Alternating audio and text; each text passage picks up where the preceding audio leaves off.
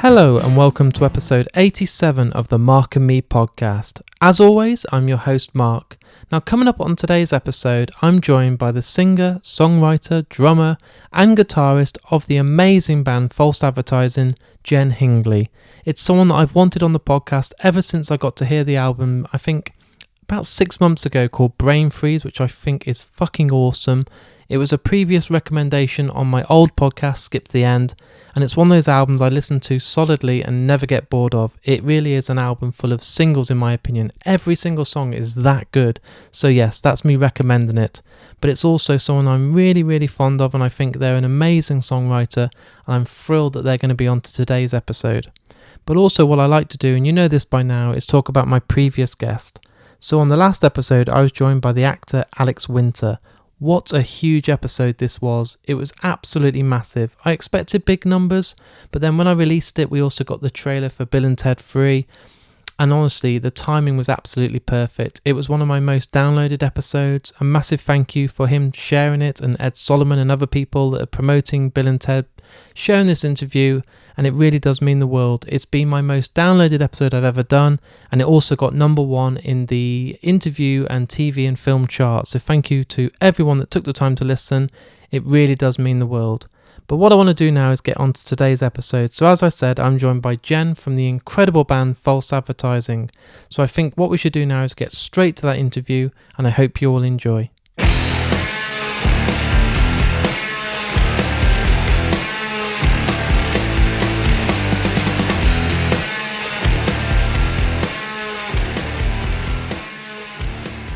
Thanks for joining me today on the Mark and Me podcast. Thanks for having me. What I want to do is basically take it right back to the start. When you were growing up, I want to know what those early albums were that you bought and you were listening to that kind of shaped the music that you listen to now. I think it all happened around the age of 10 and 11. I grew up in like a cul-de-sac in a town called Didcot, down south. And my next door neighbour, Django, who's awesome, he like moved there. All of the kind of kids down our street, there was like me, my sister, a few others, there about, I don't know, 5 or 6 of us. We used to kind of congregate and play Nintendo 64 in Django's room. He was like the host, because I think his parents were kind of cool with it. And we used to listen to, and it's all down to him, albums like The Colour and the Shape by the Foo Fighters, like when it came out.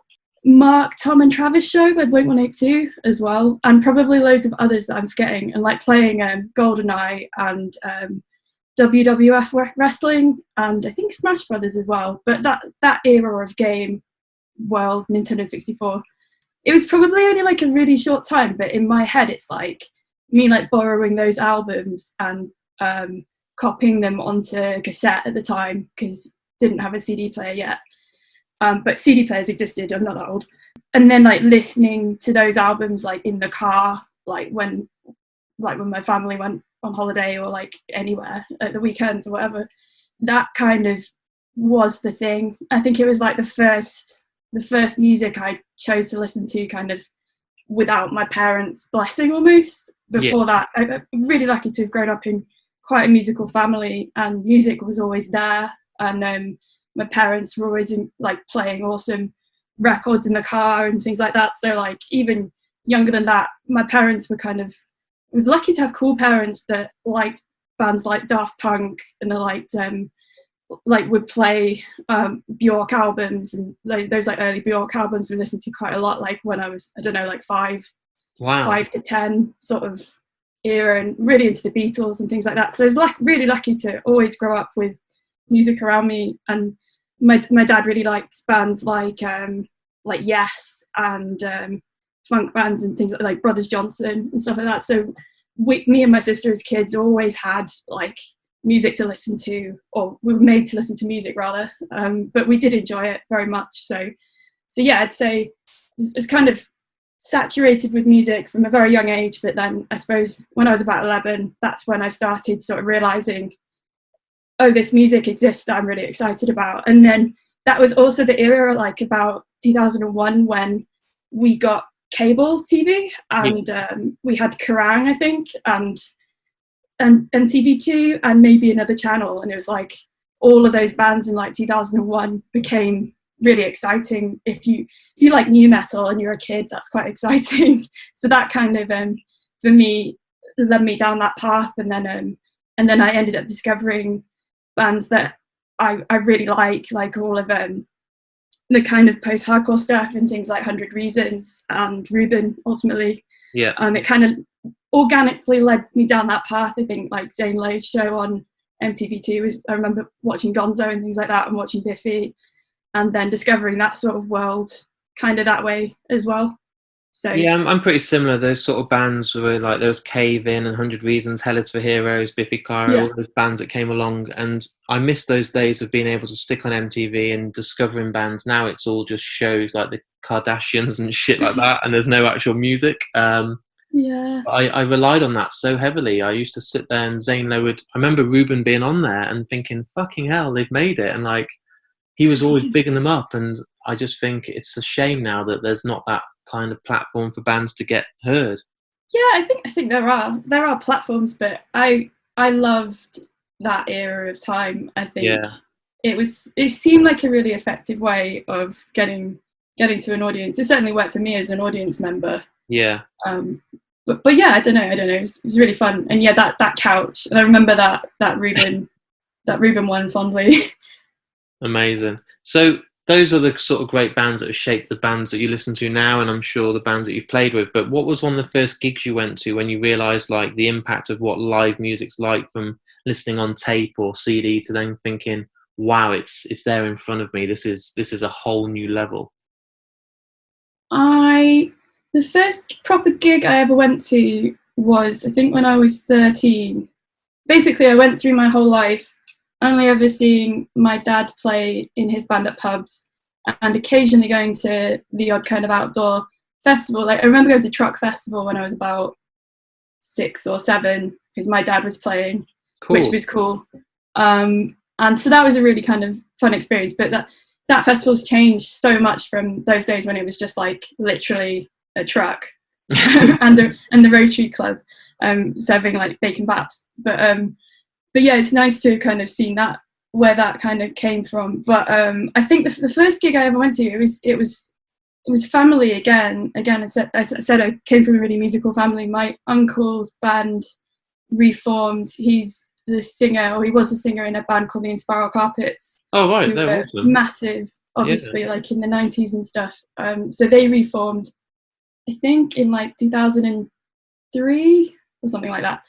And played Brixton Academy. So that was my first ever going to a gig experience properly, and that kind of blew my mind, like just because Brixton Academy is amazing, and it was just such an insane atmosphere. Like I knew what gigs were like on paper. Obviously, I was a music fan.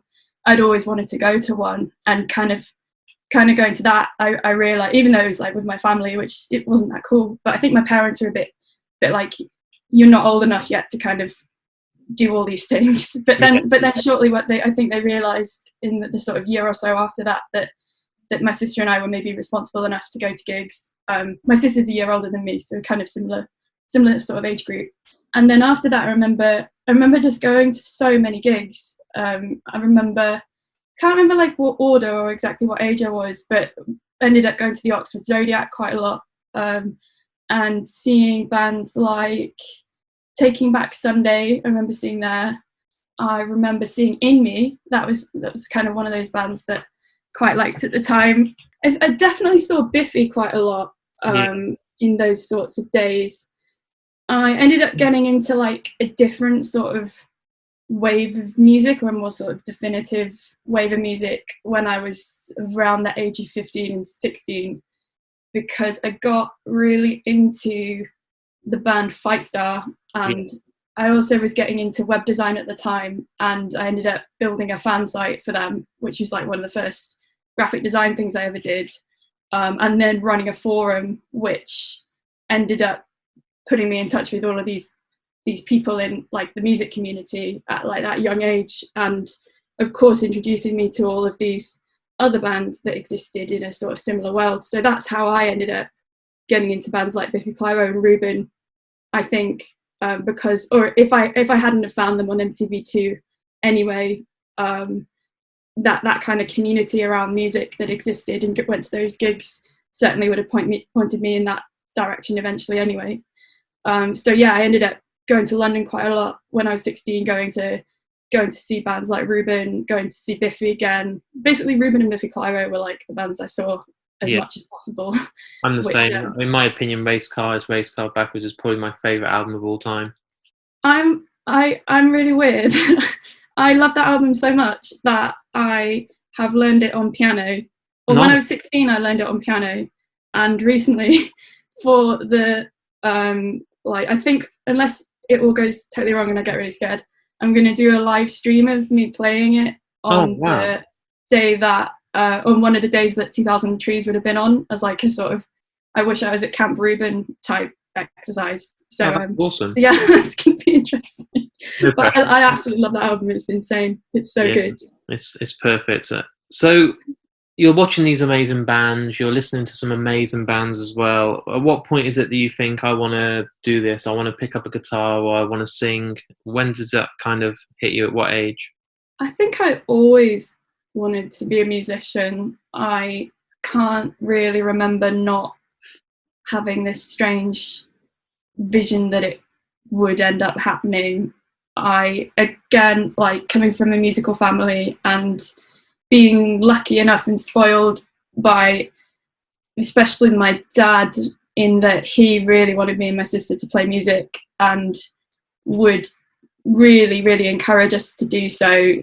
So I remember going to recorder club, like when my sister, like watching my sister play and sort of like sitting in the corner when I was like really, really tiny. And ended up, the first instrument I ever properly played was violin, which I started when I was 5 and kind of kept going until I left secondary school. So that kind of was always there. I went to music school, but there's kind of like a difference between my parents. If you'd have asked me at the time, I'd be like, they're forcing me to go to music school and things like that. But at the time I didn't really see it for the kind of exciting, useful thing that I do now. I sort of saw it as being forced into doing something that wasn't that exciting at the time. But so while that was happening, I ended up going through a few different phases. I started off by wanting to play drums when I was about 10, I think. And my dad has like this room that he calls a studio, which is a garage really full of guitars and broken instruments, and some really nice instruments too. But at that age, he had like this really broken drum kit, and I got really into the idea of playing it. So I used to sort of play it a bit, and then I had a few drum lessons. I was really lucky that my parents were so supportive. So I did that, and then I kind of continued to try and play drums every so often. And then it was only when I was about 13 and I was kind of more into these bands I was actually seeing that I really liked. It was when I started picking up a guitar and trying to figure out how to play it. I think I always wanted to play guitar, but I felt a little bit like, because my dad was so into the idea of guitars, he's quite a lot of guitars, he would kind of see it as like a sort of bonding thing if as a teenager I started playing it. So I sort of tried to do it secretly, which didn't really work. But yeah, I did that, and then I also spent quite a lot of time teaching myself piano, or just like playing piano. And I had some piano lessons, but didn't get on very well with the teacher at all. So I wanted to be better at piano than I am. But I don't play piano or band or anything like that. But so guitar kind of took over, and I went to uni. I didn't really play that much initially when I moved away from home, but then after a while ended up getting the guts through friends to go and play some open mic nights, which I was really not. I had this like vision that I wanted to be a musician, like always, but I definitely did not have the guts to actually do it properly in front of people, especially singing. So that took quite a while, but I knew I wanted to do it, but it was really hard at first. Yeah. So you're learning the guitar, you're sitting there, you're kind of keeping it a secret from your dad, but then he finds out, and you're getting a kind of an idea of songs, you're probably like me. You were probably learning sort of some of your favourite songs. I remember sitting there learning stuff from 100 Reasons and Green Day and Pearl Jam and learning the stuff.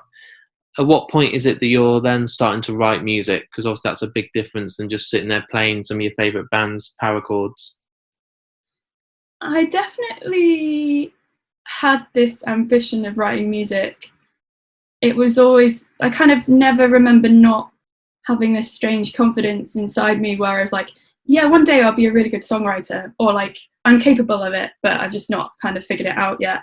I don't know, that sounds really pompous, but I remember when I first got GarageBand, when I don't know, I was about 15 or something like that, and it was when I first got a laptop actually, because it was a Mac. It was like an old square white one, I remember, and I started recording in GarageBand using just the microphone on the laptop, which was actually weirdly, it has like this weird sound. If you like listen back to it, it's not a good microphone, but it's like way better than like the newer microphones on MacBooks. I don't know how, it's like more analog or something.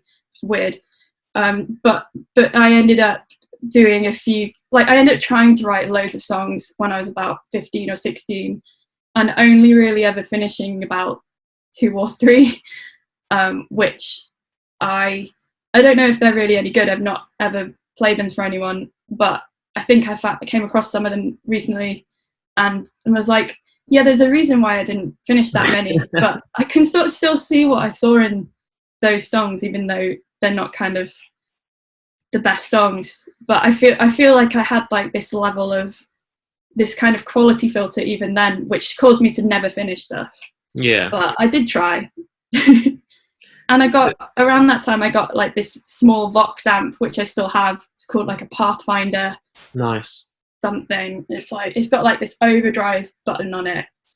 I didn't have any guitar pedals or anything like that, but so I just used to use that and play and put it next to the laptop speaker basically on my bed, so it's just like next to it, and then just like record like that.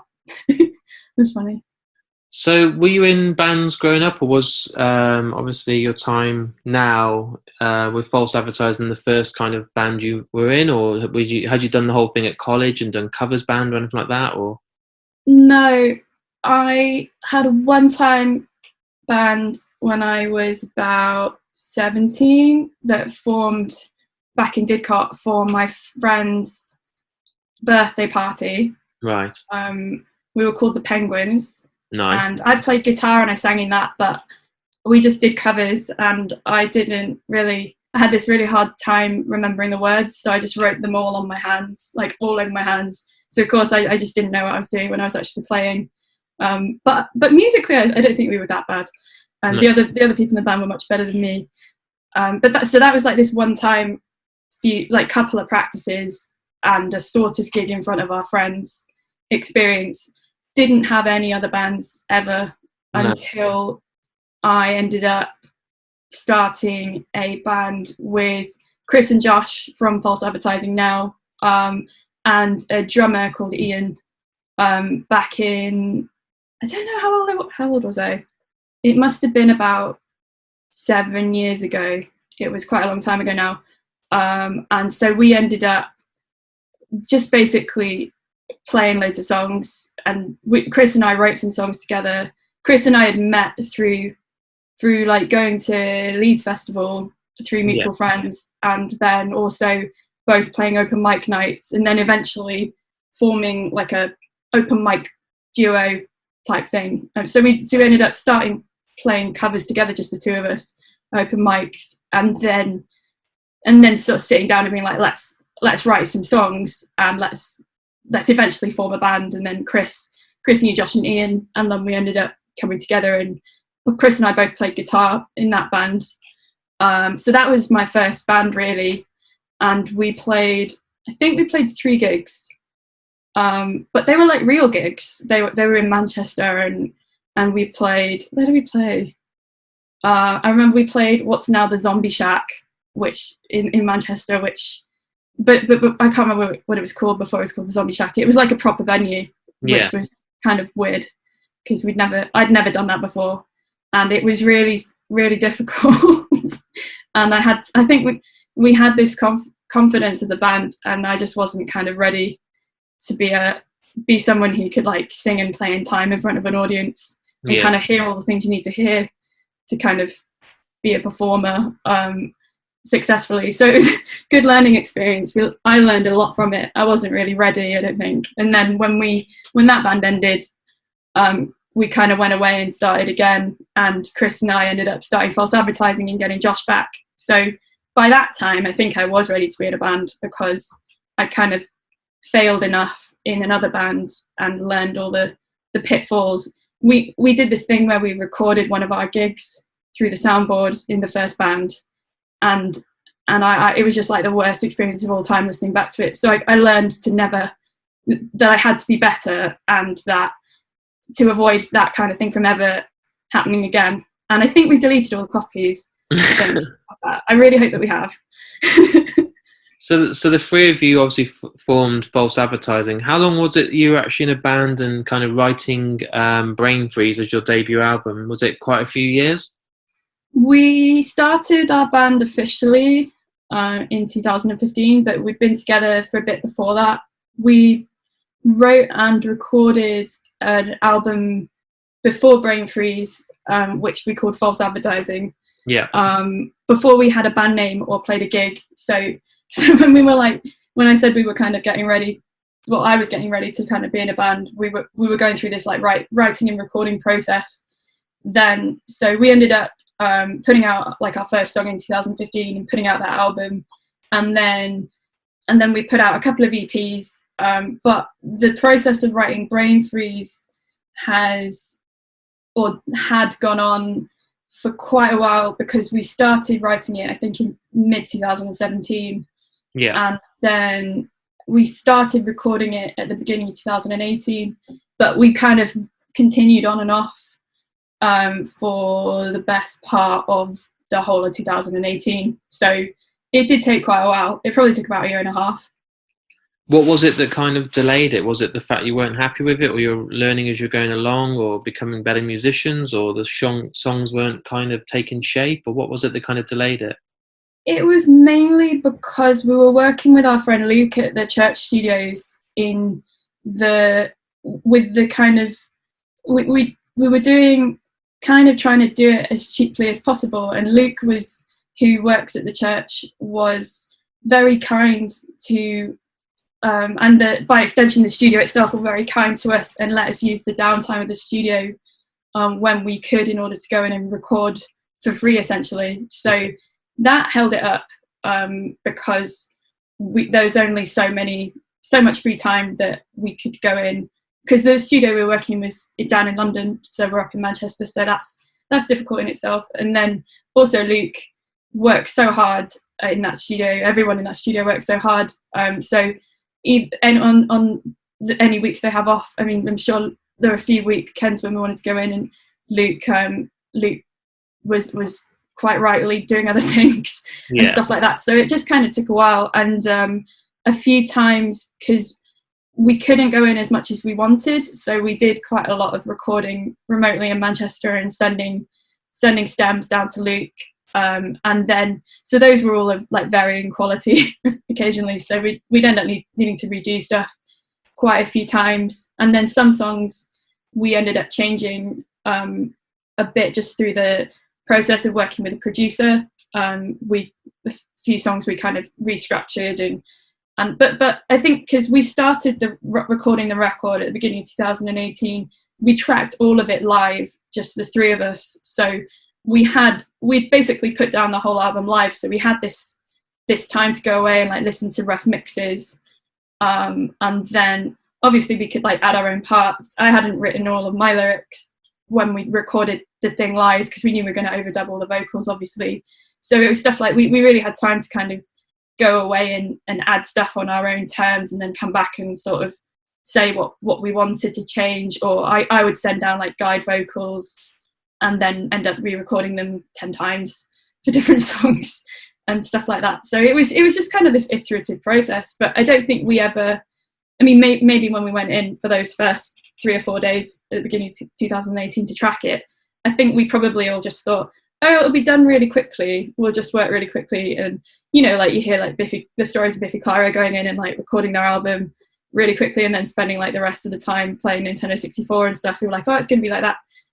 But no, we took our time. We didn't rush it. And the same with the release, really. We didn't rush that either. We waited to find a manager, and we got PRS funding, which we were really lucky to get. And we also waited to find a label. We didn't just do what we did with our first album. And well, I say first album, this is our first proper album, I would say. But the album that we self-recorded and then we released when we became a band, that really helped us because it legitimized what we were doing at the time, and we had all these songs to play live, and it helped us to develop as a live band. But this one we wanted it to be right, and we wanted it to sound as good as it could do. And we knew that because we were working in a studio for the first time, we'd only ever recorded any of our records kind of by ourselves, and then occasionally a few singles we did with studios and producers along the way, but the majority of our work was completely self-recorded and self-produced and then self-released. So we knew that this time we wanted to do everything differently and try and use everything we'd learned and not kind of take the easy route, which we would have done in the past. We kind of realized the pitfalls that being completely independent and not collaborating with people can lead you down, sort of. Are you really happy now that it's done and it's out there? Because obviously it's such a big build-up, and it is kind of leaving your name on the industry, and it's your statement, it's your debut album, which you're going to be known for. And it must be hard because you're on the inside, you're in the band itself. But as a listener, I was blown away by the quality. I thought as soon as I heard it, it sounded like, oh, this could be on Radio 1. It's not got that rough sort of demo-y sound. It's got like a really crisp, at times. It reminded me of like listening to Hole or Sonic Youth. It had that real fuzzy, really, really good produced sound, but at the same time, it had the raw of a live performance recording. Well, thank you. I think that's mostly down to Luke, because I think everything that we've done prior, well, it's difficult to judge your own, like, something that, as you say, like, you've been so completely involved in, but I know that we kind of played to the strengths before we did the album of wanting to sound like a band that we were self-recording scrappy music in a garage kind of thing, because that's what it was. We didn't want to take it away from that, because we knew that we had a strong hunch that it would be very, very difficult to pull off something more expansive, or like, you know, like just something that wasn't as, it couldn't be that controlled. So when we were in the studio, we immediately, we wanted to be that band, but we wanted to be that band with like that band kind of expanded, if you know what I mean. So we were still bringing our knowledge of self-producing. We're still bringing our knowledge of how, like, we did all of our demos for that album ourselves, and we self-recorded all of those, and we had those to hand as a reference. And if there was something in those demos that we particularly liked, we would be like to Luke, hey, the feel of the drums, even though they sound terrible in this demo, we kind of want them to sound intense or crushed in that way, or whatever. So it was useful to have had that previous experience, because but we were definitely ready to hand over the reins to someone else. But we weren't the kind of artists that kind of go into a studio and just sort of put our feet up and wait for everyone to sort stuff out for us. We were very much trying to understand how, like, just from our experience, how that applied to the studio. Like, what were the things we were doing before? Were they even in the right ballpark in the real world? It was super, super interesting, and it was really, really inspiring to go in and work with such talented people who obviously are like world class in their field. It's kind of bewildering, really. And then we also had the feeling of feeling totally like inept when we were in the studio, just being like, why are we here? And stuff like that. So it was a roller coaster of emotions, but we couldn't have made that record without having the time to have iterated, and we did have us, like, together with Luke, we shared loads of references of records that we really liked. Hole were definitely on that playlist. I think Miss World was like the guitar sound when it comes in and stuff like that. So we had a lot of, we thought very hard about how we wanted it to sound, and we were very lucky that Luke totally got it. He totally understood. He was on our wavelength. We share so many like favorite bands in common with Luke anyway. He's a massive Ruben fan, for example. I like him already. Yeah, he knows his stuff, and he's an excellent producer and an excellent mixer.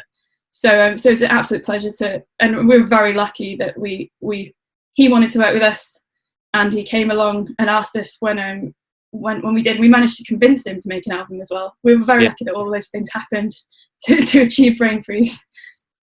And now that Brainfreeze is out there and you've kind of done it, are you already in the stages of kind of thinking we need to do a follow-up at some point, and obviously not leave it 3 or 4 years? Are you have you got that taste to kind of think, right, we're going to build on this? Totally. We were back in the church back in February, and we've recorded a few more songs. I mean, because the album was basically being produced and recorded, well, it had been written by the beginning of 2018. We've been writing relatively constantly, not with any like release in mind, but we built up quite a sort of catalogue of ideas, or at least we had towards the end of last year when that album got released. So we've been working through those, and in February we went in and we recorded 4 new songs.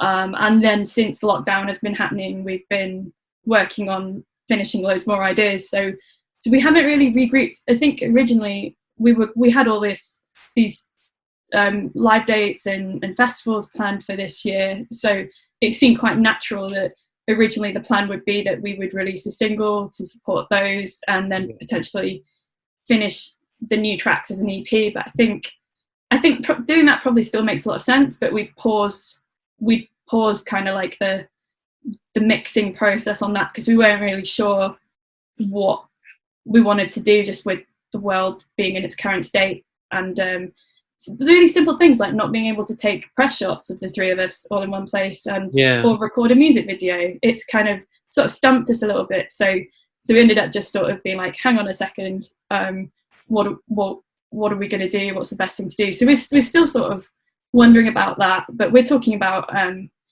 obviously booking dates for next year and stuff like that. So there'll come a point where we'll just be ready to put something out regardless of whether we can play live or not. I think it is kind of nice to have a bit of a pause, but the fact that we've now got more new material written puts us in a position that maybe we should kind of consider not putting out an EP next, or it gives us more options, I suppose. But yeah, we'll have to figure that out. It's a boring answer, really. You must be really eager to get back on the road. I mean, all these bands that have cancelled tours. I remember I had tickets this year for Faith No More, Incubus, Black Peaks, you guys. Everyone has now pulled out of these tours and festival dates. Pearl Jam, and it's just like, it seems like so long ago now that I was stood with a beer watching a band play on stage, and it seems like, when will I ever be able to do that again? It must be a really weird time. I mean, I've seen how you've used Facebook Live and been streaming and doing acoustic sessions and stuff like that, but it must have really, I don't know, it must have, to be in a band right now must be a weird time. Yeah, I think speaking for myself, it's been all sorts of different times in one time. There's been times where I've sort of felt like, oh, there's no point in doing anything. I don't feel inspired to ever write again. And there's been times where I've been like, well, actually, it's the perfect excuse to try and finish loads of songs. You can kind of go away and see, like, maybe try a keyboard on this song, or like nice, put some electronic drums in it. Whereas before I'd have just been like, hey, I'm going to write this song and then we're going to rehearse it and then it'll be finished, kind of thinking about it, because we can't really rehearse. We're not rehearsing. I've heard that some bands are in our rehearsal studio. I've been down there quite a lot just working by myself, but yeah, I don't think technically we're allowed to rehearse. So I think until the advice is that we're allowed to rehearse, we won't rehearse together. So yeah, it'd be interesting the day when we're allowed to all meet up and play together again. It'd be different if we all lived together, obviously, but we don't. So the day that we're actually allowed to rehearse together, I think will be an interesting one, because we'll have all of these kind of demos to look at and think about, and that maybe don't literally sound just like three people playing in a garage. So it'll be interesting to see what we do next. I think maybe we'll react to that with just being like, what is all this new stuff that sounds different? Let's just be who we were. Yeah. Or maybe we'll take on board some of those ideas and evolve. It's kind of difficult to say, but I'm just trying to write as much as possible while I have time.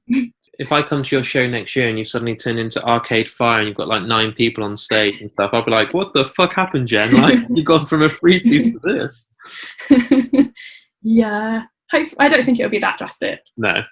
Well, one of the things I was really blown away by is the fact that you got to play the Meltdown Festival.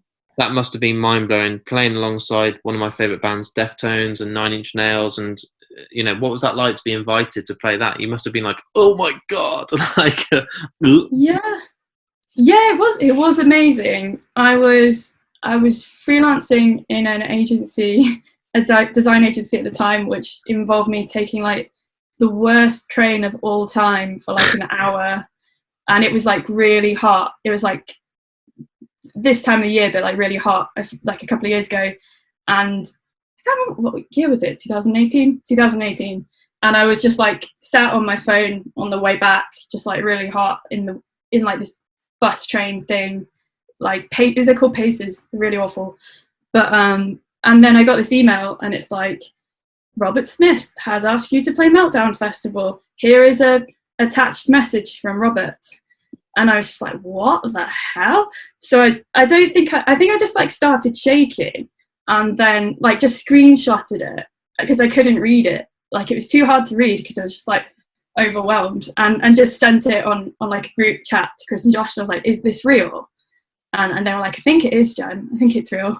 So yeah, that was my experience of finding out. And then eventually I could read it, and I was like, wow, that's so cool. That Robert Smith has found our band and asked us to play his festival. Of course, we said yes immediately, and yeah. Then when we actually got to go, it was just very surreal. We weren't playing the same day as Deftones or Nine Inch Nails, unfortunately. But I think one thing I do regret is not asking for like to be able to go to any of those shows and kind of coming down to London or sticking around in London during that week, because I kind of really regret not kind of seeing more of it, or kind of being more of a part of it than just the day we were there. But it was an awesome thing to be a part of and be associated with, and Meltdown is amazing anyway. I've always looked at the lineups and think it's just a brilliant thing, and Robert Smith has such amazing taste in music that was the icing on the cake, really. So I only have good things to say about that experience. Everyone there was lovely. The other bands we played with on the day, like Cagoule, for example, were sick. We stuck around for as long as we could that day before we had to drive back to Manchester. And people came and watched, and we said hello to them, and people were very nice. So yeah, all thumbs up from me on that one. Very lucky.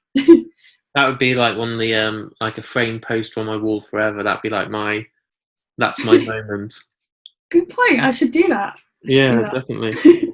And with loads of bands at the moment, I know it's a weird time, but hopefully we will be a time when we go to gigs and we get to go out and enjoy festivals again. But what advice do you give to those bands like yourselves that are trying to get established and get a real big name for themselves? Because the industry, there's so many bands out there. Streaming services have obviously had a massive effect on things where people don't queue up and buy CDs anymore. The world's really changed. You know, we were talking earlier about these albums we loved and buying them, and the days of 100 Reasons. I remember queuing up outside Our Price and buying it on day one and buying the singles and everything. But now it's just it's on Spotify, I'll listen to it, and it's quite disposable. What advice do you give to those bands that are starting out that want to be like you guys or the next Foo Fighters, etc.?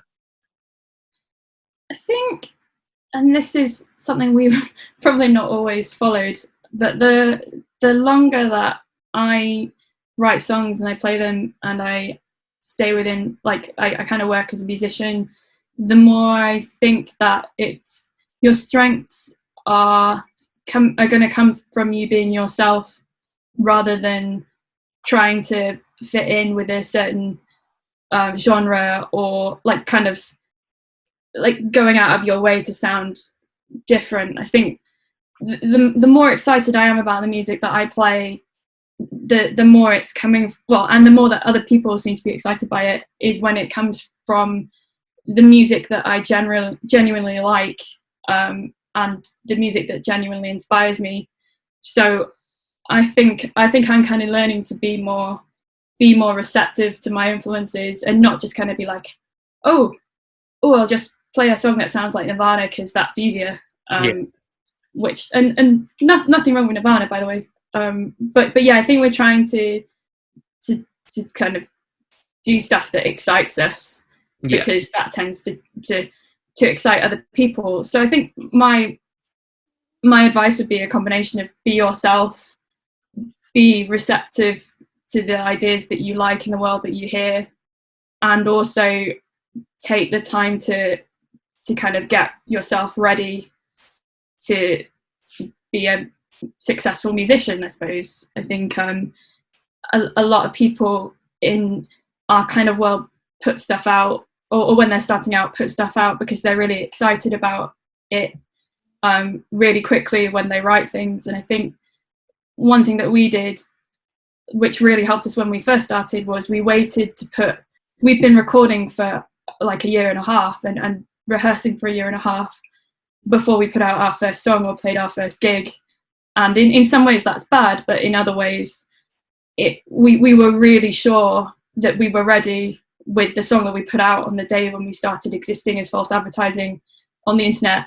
We were really sure that it was good enough, and we'd resisted the temptation to play it to all of our friends. We'd resisted the temptation to kind of share it on the internet before the day that we had a Twitter profile, Instagram profile, YouTube page, etc. And we were false advertising. Like the first time anyone heard that song was the day that we were properly able to represent what it was. So I think just really think through everything you're doing in terms of your band name, your visuals, the way it looks, the way it's presented. And I think if you can make sure the day that you launch your band that everything is cohesive enough to make sense to someone, and you're easily findable by journalists and things like that, then that's going to really work in your favor, and you'll find that a lot more people are going to hear that song if you kind of do some really simple things, rather than put the song out and then make your Facebook profile and then just do everything in the right order, and then you'll because nothing's more exciting than when you first hear a band and you like them and they're brand new and it's like you're the first person that's ever heard them. That can really work in your favor if you get it right. So take your time. I appreciate your time. This has been lovely. But it's been an absolute pleasure to speak to you today. Oh, thank you so much, Mark. So there it is. There's my interview with me and Jen. What an awesome girl she is. What a great songwriter and an amazing vocalist, an incredible guitarist, an amazing pianist, and just all-round great person. So I'm really honoured to have her on the podcast, and it's absolutely incredible when someone comes on and you have such a blast and kind of connect straight away, and it just felt so easy talking, and that's the best sort of interviews that I like doing. As you heard on today's episode at the start, I absolutely love the album by False Advertising called Brainfreeze. It's really fucking awesome, so you should go on Spotify or you should go on their website and buy it. I never ever get paid to do these podcasts, and I never put them out to try and promote something. It's all because I love these people, and this is an album I really did fall in love with from the moment I listened, so I really urge you all to go out there, check it out, and tell me what you think. You know the score. You can go on markandme.com, because on there's my Facebook, my Twitter, my Instagram, and also my email, so you can hook me up on there and let me know, and I'll share those all with Jen as well, because I know she'll be really interested and love the feedback to today's episode. If you really enjoy the podcast and you want to show some support, I do have a Patreon page, and thank you to all the new people that have signed up. I have a monthly draw on there where you can win some Funkos or signed CDs. At the moment, there's going to be lots of Alex Winter autographs and loads of rare stuff like that. I've got some great partnerships with Last Exit to Nowhere, some really cool stuff up for grabs. But the best thing is that every penny you invest via the Patreon goes completely back into the podcast. I don't take any of this money for myself, and it means I can invest in more gear, do these interviews, and also host it on a big network so you can get it on stuff like Spotify, Podomatic, and all that sorts of stuff. But there's a link on my website. You can go on there, sign up for as little as something, I think it's something like £1 a month, which is nothing. And honestly, it makes a huge difference to the podcast, and I appreciate everyone that takes part and also contributes every month to this. I'm going to be back in I think about 3 days with a brand new episode because we've got loads going on at the moment. With lockdown, there's a lot of people available, so I'm taking advantage and doing as many interviews as I can. So thanks to everyone that's listened today. Like I said, go and check out the album by False Advertising now. You won't regret it. It's called Brainfreeze, and I'll be back in a few days with a brand new episode. Take care, everyone. Down at the bottom of the garden, among the birds and the bees, I live a lot of little people. They call the Partington Bees. They scream me